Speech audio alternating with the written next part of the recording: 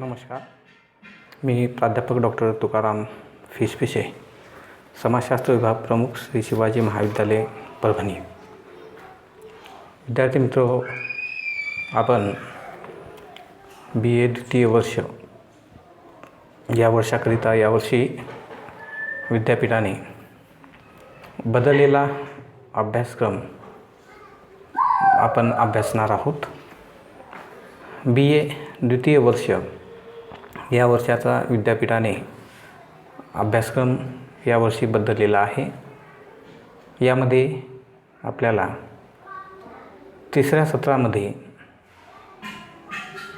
6वा paper अभ्यासायचा आहे. तो आहे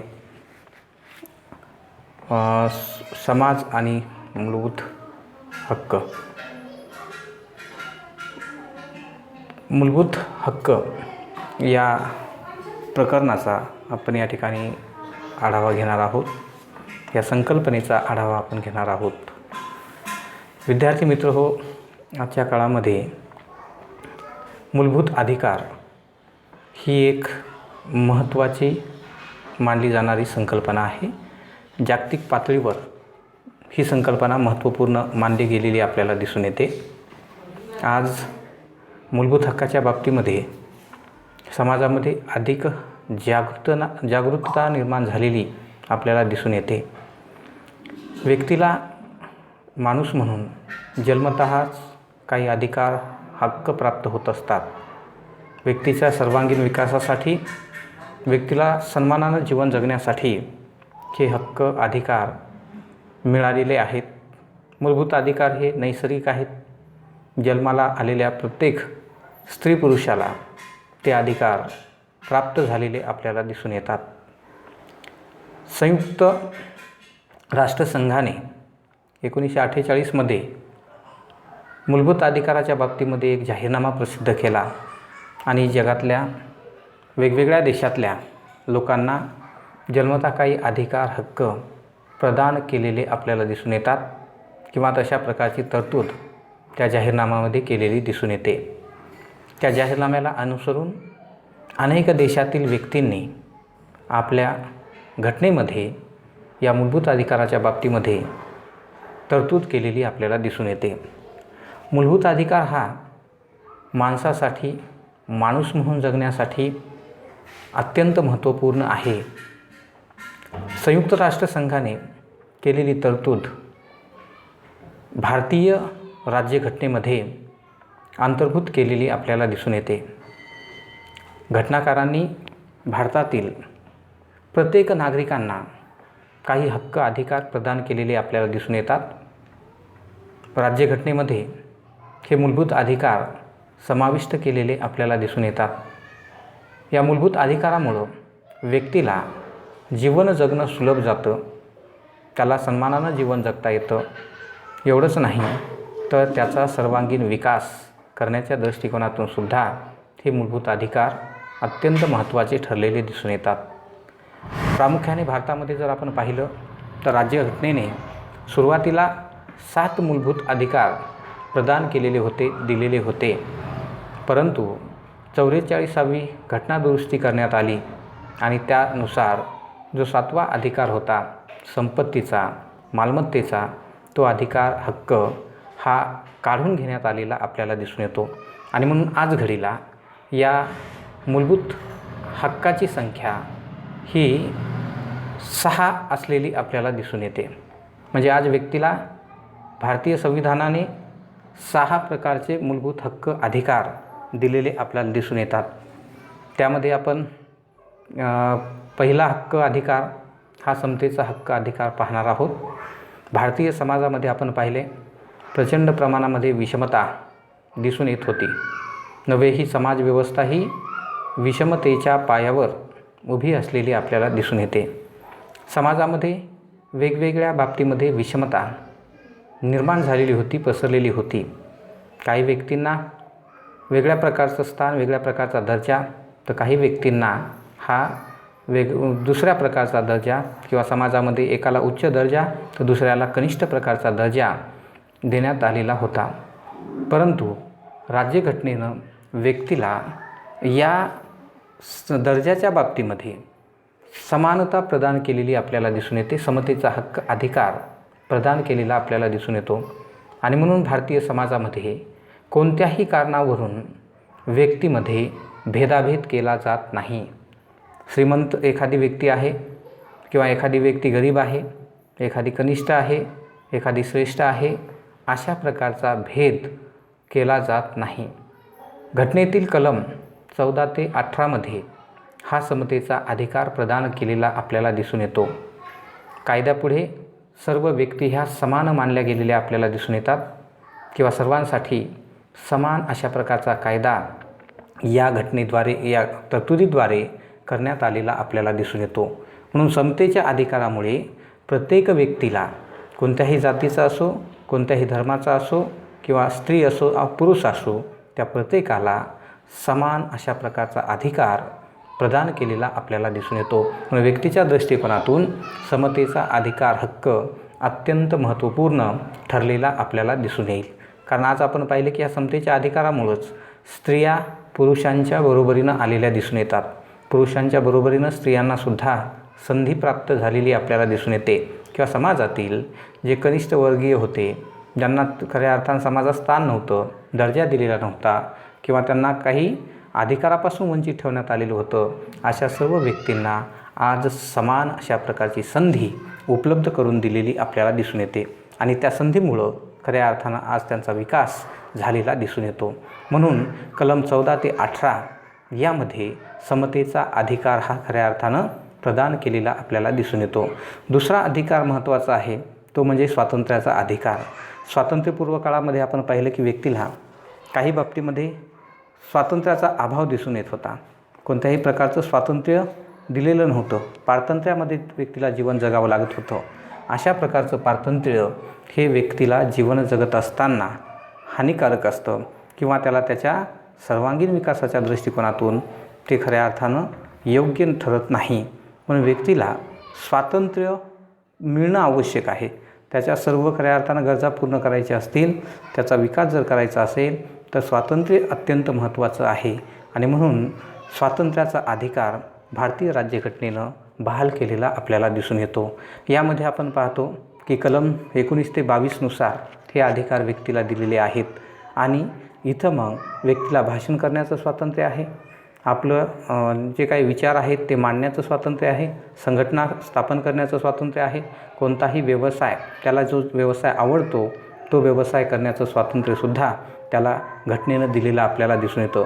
एवढंच नाही तर संचार स्वातंत्र्य, एका ठिकाणाहून दुसऱ्या ठिकाणी जाण्याचं, एका ठिकाणाहून दुसऱ्या ठिकाणी राहण्याचं, फिरण्याचं स्वातंत्र्य या स्वातंत्र्याच्या अधिकारामुळं व्यक्तीला दिलेलं आपल्याला दिसून येतं. म्हणून स्वातंत्र्याचा अधिकार हा अत्यंत महत्त्वाचा मानला गेलेला आपल्याला दिसून येतो.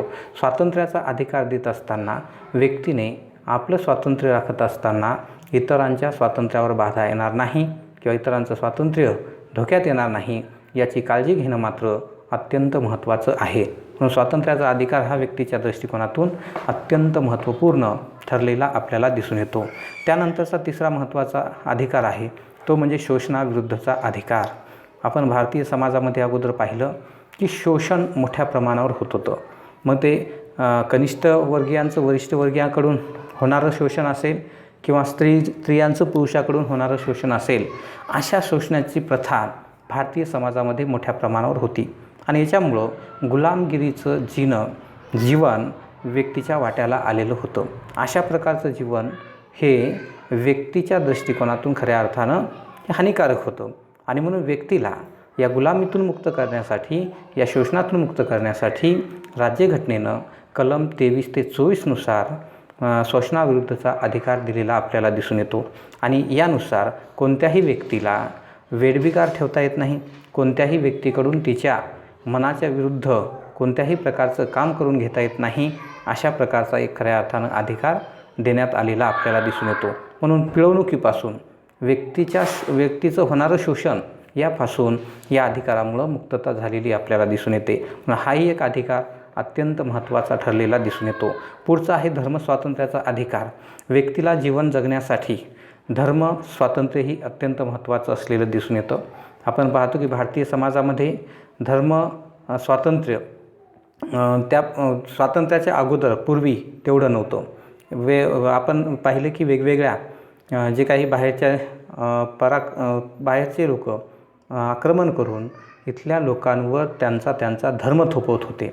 नाईलाजानं किंवा व्यक्तींच्या मनाविरुद्ध त्या धर्माचा स्वीकार करायला भाग पाडत होते. आणि म्हणून स्वातंत्र्यानंतर व्यक्तीला तिच्या आवडीनुसार, तिला ज्या धर्माची तत्त्वं आवडतात, विचारसरणी आवडते, तो धर्म स्वीकारण्याचं, त्या धर्माच्यानुसार आचरण करण्याचं स्वातंत्र्य या राज्यघटनेनं दिलेलं दिसून येतं. घटनेतील कलम 25 ते 28 यानुसार धर्मस्वातंत्र्य मिळालेलं आपल्याला दिसून येतं. आणि या धर्मस्वातंत्र्यामुळं आज कोणत्याही व्यक्तीवर कोणत्याही प्रकारचं बंधन टाकता येत नाही किंवा विशिष्ट धर्माचा तो स्वीकार केला पाहिजे, विशिष्ट धर्माचे धर्मग्रंथच वाचले पाहिजे किंवा विशिष्ट धर्माचाच प्रचार प्रसार केला पाहिजे, अशा प्रकारचं कोणतंही आज व्यक्तीवर बंधन टाकता येत नाही. कारण प्रत्येकाला आपापल्या विचारानुसार धर्माचं आचरण करण्याचं, धर्माचा स्वीकार करण्याचं स्वातंत्र्य या कलमानुसार मिळालेलं आपल्याला दिसून येतं. कारण व्यक्तीच्या जीवनाचा एक भाग धर्म आहे.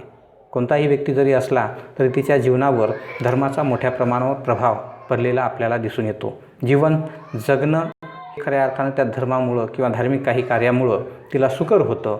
आणि अशा प्रकारचं धर्माचं स्वातंत्र्य व्यक्तीला मिळणं आवश्यक होतं. म्हणून राज्यघटनेनं धर्मस्वातंत्र्याचा हक्क अधिकारसुद्धा दिलेला आहे. आणि म्हणून व्यक्तीवर जो धर्म लादला जात होता, धार्मिक विचार लादले जात होते, विचारसरणी लादली जात होती, त्याच्यापासून स्वातंत्र्य या कलमांमुळं, या अधिकारामुळं मिळालेलं आपल्याला दिसून येतं. म्हणून धर्मस्वातंत्र्याचा अधिकार हाही अत्यंत महत्त्वाचा आहे. त्यानंतर संस्कृती व शिक्षणाचा अधिकार. व्यक्तीला जीवन जगत असताना शिक्षण हे अत्यंत महत्त्वपूर्ण असलेलं दिसून येतं. व्यक्तीच्या विकासाचं साधन म्हणून शिक्षणाकडे पाहिलं गेलेलं दिसून येतं. व्यक्तीचा विकास हा शिक्षणावर अवलंबून असलेला आपल्याला दिसून येतो. आणि म्हणून प्रत्येक व्यक्तीला हा अधिकार शिक्षणाचा राज्यघटनेनं दिलेला दिसून येतो. कलम 29 ते 30 याद्वारे व्यक्तीला संस्कृतीचा आणि शिक्षणाचा अधिकार प्राप्त झालेला आपल्याला दिसून येतो. आणि म्हणून आपण पाहतो की 14 वर्षापर्यंत जे मुलं आहेत, अशा मुलांना कोणत्याही प्रकारचा भेदभाव न करता शिक्षण उपलब्ध झालेलं दिसून येतं. तो त्यांचा हक्क, अधिकार मानला गेलेला आपल्याला दिसून येतो. म्हणून इथं शिक्षण घेत असताना अगोदर जसं भेद केला जात होता, उच्चवर्णीयांसाठीच ते शिक्षण होतं किंवा समाजातील काही विशिष्ट घटकांसाठीच ते शिक्षण होतं, ते मात्र आज राहिलेलं दिसून येत नाही. कारण प्रत्येक जातीच्या, प्रत्येक धर्माच्या किंवा लिंगाच्या पुरुषांना, स्त्री पुरुषांना हे शिक्षण आज घेता येतं. कारण तशा प्रकारचा अधिकार प्राप्त झालेला दिसून येतो. व्यक्ती जीवन जगत असताना आपण पाहतो की समाजामध्ये संस्कृतीचा प्रभाव त्या व्यक्तीच्या जीवनावर पडत असतो. व्यक्ती दैनंदिन जीवनामध्ये जे आचार विचार किंवा एकूणच रूढी प्रथा परंपरा पालन करत असते, त्याचा प्रभाव त्या व्यक्तीच्या जीवनावर पडलेला दिसून येतो. तो एक अविभाज्य भाग त्या व्यक्तीच्या जीवनाचा मानला जातो. म्हणून प्रत्येक व्यक्तीला आपल्या संस्कृतीचं संरक्षण करण्याचा अधिकार, हक्क आहे. आणि तो हक्क, अधिकार व्यक्तीला कायद्यानं दिलेला दिसून येतो किंवा राज्यघटनेनं दिलेला दिसून येतो. घटनेतील कलम 29 ते 30 यानुसार प्रत्येक व्यक्तीला आपली संस्कृती जतन करण्याचा, आपल्या संस्कृतीचं पालन करण्याचा, आपल्या संस्कृतीचा प्रसार करण्याचा किंवा प्रचार करण्याचा अधिकार हा या कलमाद्वारे दिला गेलेला आपल्याला दिसून येतो. म्हणून कोणत्याही व्यक्तीवर कोणतीही संस्कृती लादता येणार नाही. त्या व्यक्तीला तिच्या संस्कृतीचं जतन करण्याचं, तिच्या संस्कृतीचा प्रसार करण्याचं स्वातंत्र्य खऱ्या अर्थानं आज मिळालेलं आहे, अधिकार मिळालेला आपल्याला दिसून येतो. हेही महत्त्वाचं एक अधिकार आहे असं आपल्याला दिसून येईल. आणि शेवटचा महत्त्वाचा अधिकार आहे तो म्हणजे न्यायालयीन संरक्षणाचा अधिकार. वरील जे 5 स्वातंत्र्य आहेत, ते स्वातंत्र्य, ते अधिकार व्यक्तीला खऱ्या अर्थानं जे मिळतात किंवा उपभोगायला मिळतात, त्याचा खऱ्या अर्थानं मेन आधार जर कोणता हक्क, अधिकार असेल तर तो आहे न्यायालयीन संरक्षणाचा अधिकार. समजा एखाद्या वेळेस व्यक्तीला वरील प्रकारचे कोणतेही अधिकार, हक्क जर मिळत नसतील, त्या हक्क अधिकारावर जर गदा येत असेल, तर व्यक्तीला एक महत्त्वाचा हक्क घटनेनं बहाल केलेला आहे. तो कलम 32 नुसार तो हक्क, अधिकार आहे न्यायालयामध्ये जाण्याचा किंवा आपल्या हक्काच्या बाबतीमध्ये संरक्षण करण्याचा. ते हक्क, अधिकार मागण्याचा अधिकार, तो म्हणजे न्यायालयीन संरक्षणाचा अधिकार. म्हणजे वरील जर अधिकार व्यक्तीचे हिरावून घेतले जात असतील, त्या व्यक्तीला ते हक्क अधिकार मिळत नसतील, तर व्यक्ती न्यायालयाकडे त्या हक्काच्या बाबतीमध्ये, अधिकाराच्या बाबतीमध्ये दाद मागू शकते. वेगवेगळ्या प्रकारे दाद न्यायालयाकडे व्यक्ती मागू शकते. त्याच्यामध्ये बद्धी प्रात्यक्षिकरण आहे, परमादेश आहे, किंवा त्यानंतर अजून 2-3 मार्ग आहेत. त्या मार्गाच्याद्वारे व्यक्ती खऱ्या अर्थानं इथं आपले हक्क अधिकार चाबूत ठेवण्यासाठी न्यायालयाच्याद्वारे खऱ्या अर्थानं आपले हक्क मागण्याचा प्रयत्न करत असते. आणि म्हणून न्यायालयीन संरक्षणाचा अधिकारसुद्धा अत्यंत महत्त्वाचा आहे. वरील अधिकारापेक्षाही या अधिकाराला अत्यंत महत्त्वाचं स्थान आहे, कारण ते अधिकार मिळवून देण्याचं कार्य या न्यायालयीन संरक्षणाच्या माध्यमातून केलं जातं, या अधिकाराच्या माध्यमातून केलं जातं. म्हणून व्यक्तीला, आज भारतीय समाजातील व्यक्तीला हे काही हक्क अधिकार प्राप्त झालेले आपल्याला दिसून येतात. हे हक्क अधिकार व्यक्तीला जीवन जगण्यासाठी अत्यंत महत्त्वपूर्ण आहेत. यामुळंच आज समाजातील वेगवेगळ्या जाती धर्मातील व्यक्तींना इथं चांगल्या पद्धतीचं जीवन जगता येतं, किंवा त्यांचा सर्वांगीण विकास आज खऱ्या अर्थानं करून घेता येतो. आणि ते करून घेण्यासाठी हे हक्क अधिकार अत्यंत महत्त्वाचे ठरलेले आपल्याला दिसून येतात. म्हणून भारतीय संविधानाने व्यक्तीला दिलेले हे हक्क अधिकार अत्यंत महत्त्वपूर्ण मानले जातात, मूलभूत अधिकार आहेत. हे 6 अधिकार व्यक्तीला जर मिळाले तर व्यक्तीला जीवन जगणं सुसह्य होतं, तिला चांगल्या पद्धतीनं जीवन समाजामध्ये व्यतीत करता येतं. आणि हे लक्षात घेऊन, या मूलभूत अधिकाराचं महत्त्व लक्षात घेऊनच भारतीय राज्यघटनेमध्ये या मूलभूत अधिकारांचा समावेश केलेला दिसून येतो. घटनाकारांनी व्यक्तीला हे 6 प्रकारचे अधिकार हक्क बहाल केलेले आपल्याला दिसून येतात. म्हणून ते अधिकार व्यक्तीच्या दृष्टिकोनातून अत्यंत महत्त्वपूर्ण आहेत असं आपल्याला